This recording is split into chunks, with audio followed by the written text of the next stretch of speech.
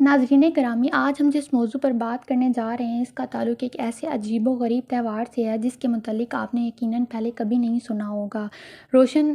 شانہ یہودیوں کا ایک ایسا تہوار ہے جسے وہ اپنے لیے نئے سال کا آغاز قرار دیتے ہیں، اور اس دوران 2 دن تک جاری رہنے والی تمام رسومات اور تقریبات کا بنیادی مقصد اپنے آنے والی خوشیوں کی دعا مانگنا اور اپنے پچھلے گناہوں سے توبہ کرنا ہوتا ہے۔ روشن شانہ کا مطلب ہیڈ آف دا ایئر کے طور پر لیا جاتا ہے اور اسے تجدید عہد کے دن کے طور پر گنا جاتا ہے، اور اسی نظریے سے جڑی کئی طرح کی رسومات بھی ادا کی جاتی ہیں۔ یہودیوں کے اس نئے سال کی آمد سے متعلق تہوار کے پیچھے حقیقت کیا ہے، اور یہ باقی ملکوں کی طرح جنوری کی بجائے سال کے وسط میں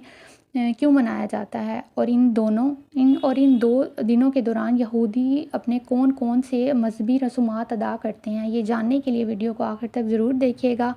دوستوں، موضوع کا باقاعدہ آغاز کرتے ہوئے سب سے پہلے بات کرتے ہیں کہ روح شانہ کی ہسٹری پر کہ یہ تہوار اصل میں ہے کیا اور کب شروع ہوا۔ بتایا جاتا ہے کہ سپسٹول کی جڑیں یہودیوں کی مذہبی کتابوں سے ملتی ہیں، جو کہ تحریک میں ایک پہلے سے موجود تہوار ٹرمپس کی ایک موجودہ شکل ہے، جس کا ذکر کتاب بارہ میں بھی ملتا ہے۔ اس دن کو سب سے پہلے آرام کے وقت طور پر مارک کیا گیا تھا، جس کے لیے ایک سور کی شکل میں میڈک کی سنگ کو گھوم کر اس دن کا باقاعدہ اعلان کیا جاتا ہے، اور لوگوں سے کہا جاتا تھا کہ ہولی کنکشن شروع ہو چکا ہے۔ جیسے جیسے وقت آگے بڑھتا گیا، اس دن کی اہمیت مختلف رسومات، رواج اور روایات سے جڑی چلی گئیں، اور یہ دن انسانیت اور دنیا کی تخلیق کے جشن میں بدل گیا۔ جیسا کہ یہودیوں کے مقدس کتابوں میں بیان کیا گیا ہے کہ معزز دوستو، یہودیوں کے مذہبی علماء نے روشن شانہ کو اپنی عوام کے لیے ایک نئے سال کے آغاز کے طور پر نامزد قرار دیا گیا ہے، جس میں یہ مان لیا گیا ہے کہ 2 دنوں میں تمام یہودی اپنے گزرے ہوئے سال کا جائزہ لے سکتے ہیں، جس میں وہ اپنے سارے کیے ہوئے غلط کام یاد کریں گے، پچھتائیں گے اور معافی مانگیں گے، اور اپنے آنے والے سال میں اپنے لیے کچھ نئے ٹارگٹس مقرر کریں گے۔ چنانچہ آہستہ آہستہ یہ روایات بن گئی کہ یہودی اس دن اپنے اس سال کی تمام خطاؤں کو یاد کر کے ان کے لیے معافی مانگنے اور زندگی کو نئے اور اچھے انداز میں گزارنے کی عہد کی تجدید کرتے ہیں۔ روشن شانہ کی تاریخ سے ہٹ کر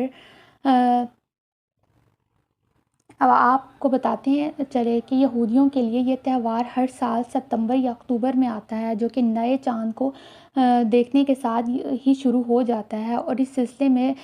جشن کے آغاز کا اعلان کرنے کے لیے حسب روایت آج بھی مینڈے کی سنگ کی مدد سے سور پھونکا جاتا ہے، جس کے فوراً بعد یہودی سب سے پہلے توبہ کی دعائیں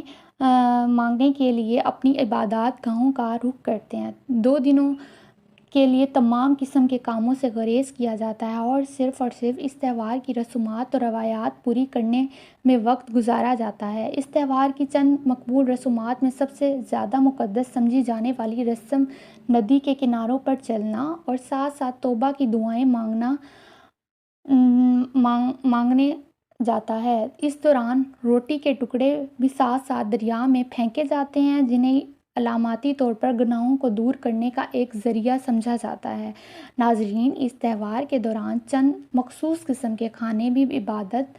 سمجھ کر بنائے اور کھائے جاتے ہیں، جن میں خاص طور پر سیب ہو گیا، شہد میں ڈبو کر کھایا اور پسند عمل سمجھا جاتا ہے، اور یہ اس بات کی علامت ہوتا ہے کہ آنے والا نیا سال ان کے لیے میٹھی خوشیوں سے بھرا ہوا ہے۔ اس موقع پر انار بھی کھائے جاتے ہیں۔ ان کے بیج تو رات میں ہی بہت سے احکامات کی علامت ہیں، چونکہ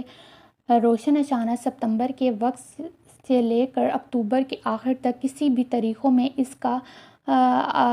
میں آ سکتا ہے، لہٰذا یہ وقت ہوتا ہے جب اسرائیل میں نئے تعلیمی سال کا آغاز بھی ہوتا ہے۔ چنانچہ اس تہوار کی چھٹیوں کو پورے جوش و خروش سے منایا جاتا ہے۔ اس دوران یہودی خاندان اس تہوار کو اپنے طریقوں سے بھی مناتے ہیں، جہاں پر خاندان اپنی چند مخصوص روایات کو ہر سال دہراتے ہیں تاکہ وہ اپنے بچوں کے لیے ان دنوں کو زیادہ سے زیادہ یادگار بنا سکیں۔ کچھ لوگ اپنی فلرس کے ساتھ اپنے فارم ہاؤس پر چلے جاتے ہیں، جہاں وہ خاص طور پر سیب کے باغات کا دورہ کرتے ہیں اور مقدس رسومات ادا کرنے کے لیے سیب اکٹھے کرتے ہیں۔ کچھ خاندان اس موقع پر ایک ہی جگہ اجتماعی دعوتوں کا اہتمام کرتے ہیں، جہاں مخصوص پکوان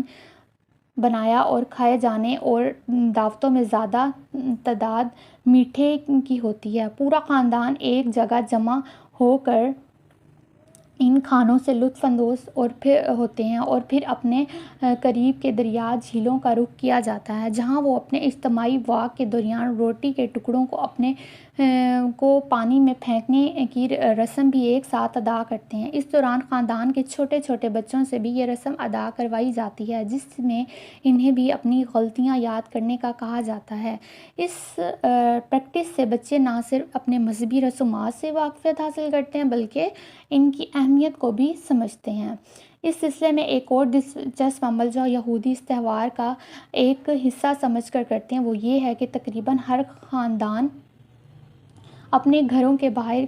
کنیوں میں یا ریسٹورنٹ اور کیفوں کے باہر عارضی خیمے لگاتے ہیں، جہاں وہ اپنے ساتھ ساتھ اپنے مہمانوں کو بھی مدعو کرتے ہیں، اور ان خیموں میں تہوار کی مناسبت سے مختلف رنگا رنگ کھانے پیش کیے جاتے ہیں۔ اس موقع پر اپنے ساتھ موجود مہمانوں کو ایک اعزاز کے طور پر لیا جاتا ہے۔ بڑے بڑے ہوٹلز اور برانڈ ریسٹورنٹ میں بھی اس موقع کی مناسبت سے خالی جگہوں پر عارضی خیمے لگا کر لوگوں کے اس تہوار کو یادگار بنایا جاتا ہے۔ چنانچہ وہ سیاح جو ستمبر یا اکتوبر کے آخر میں اسرائیل کا وزٹ کرتے ہیں، ان مہینوں میں انہیں یہاں جگہ جگہ کئی قسم کے عارضی خیمے دکھائی دیتے ہیں، چاہے وہ گھر میں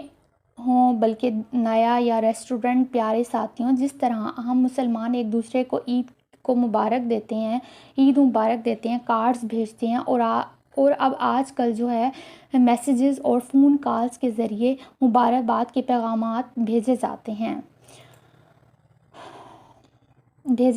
اس طرح جوش کمیونٹی ایک دوسرے کی ہیپی روشن اشانہ کرتے ہیں، اور چونکہ وہ اس تہوار کو اپنے لیے نئے سال کی ابتدا مانتے ہیں، چنانچہ وہ ایک دوسرے کو ہیپی نیو ایئر کہہ کر نئے سال کی مبارکباد کے پیغامات بھی بھیجتے ہیں۔ اگر اس تہوار کا ایک مختصر جائزہ لیا جائے تو معلوم ہوتا ہے کہ یہودیوں کے لیے یہ تہوار صرف نئے سال کی آمد کی جوش کی خوشی منانے کے لیے منایا جاتا ہے،